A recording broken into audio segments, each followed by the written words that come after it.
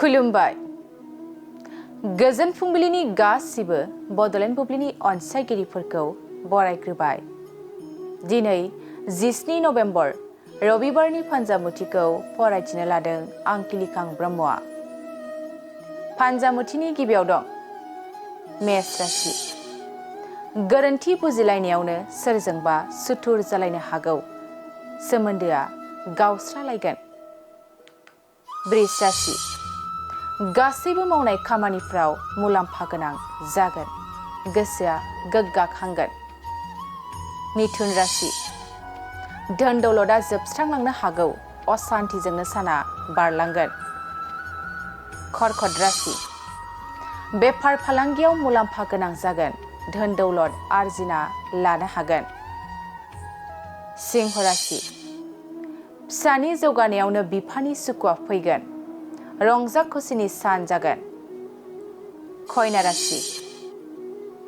सानस्लाबनो हायैयाव गोरोन्थि हाबा मावफ्लांनो हागौ, गोसोआव गिखांनाय फैगोन। तुला राशि। नखरनि खामानियावनो नांथाबना थानो गोनां जागोन, देहाखौ मेंखांनाय मोनगोन। वृश्चिक राशि।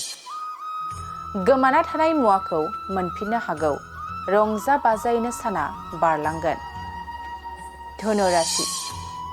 थांखि लानानै हाबा मावनायाव गोबां धोनि मुलाम्फा जागोन, गोजौ फारसे जौगालांगोन।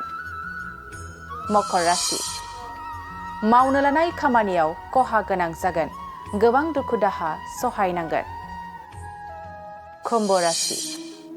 हरखाब देहायाव बेमार सोमजिनो हागौ, सावस्रिखौ जोबोरैनो लोरबां मोनगोन। मीन राशि। गोसोनि साननायफ्रा जाफुंसार जागोन, गोसोखौ गोजोन मोनगोन। दिनै सानसेनि राशि फरायथिनायाबो एसेनोसै। आसा खालामो नोंथांनि दिनैनि साना मोजाङै मोजां थांगोन, बेखौ बडलेण्ड बुब्लि नखरनिफ्राय मिजिंथिबाय। गोजोन्थों।